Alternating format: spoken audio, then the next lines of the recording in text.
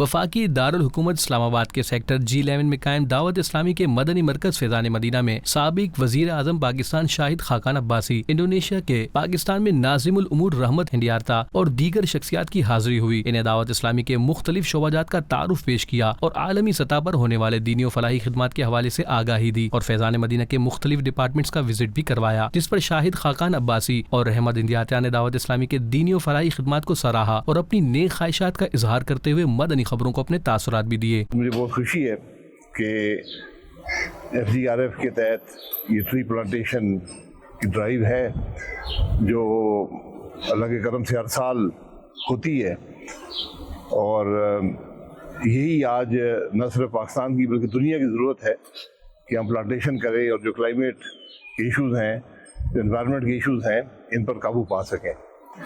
और मुझे बहुत खुशी हुई कि यहाँ पर ये बताया गया कि यहाँ मकसद सिर्फ पौधे लगाना नहीं है बल्कि उनकी नशो-नुमा करना है और उनको एक मुकम्मल दरख्त में तक उनकी हिफाजत करनी है।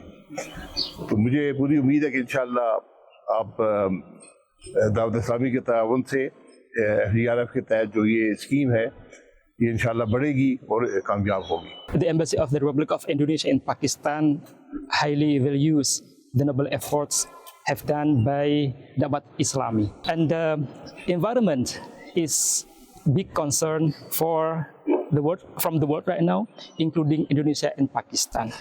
And we at the embassy always happy and ready to work together with Dawat-e-Islami in Pakistan to advance any efforts in protecting the environment. So good luck Dawat-e-Islami. बाद में रुकने शुरा ने साबिक वजीर-ए-आजम नाजिम-उल-उमूर इंडोनेशिया और दीगर के हमरा शजरकारी मुहिम के सिलसिले में पौधे लगाए और दुआ भी करवाई। आखिर में रुकने शुरा हाजी मोहम्मद अमीन अत्तारी काफिला ने मेहमानों को मकतबतुल मदीना की किताबें और रसाइल तोहफे में भी पेश किए।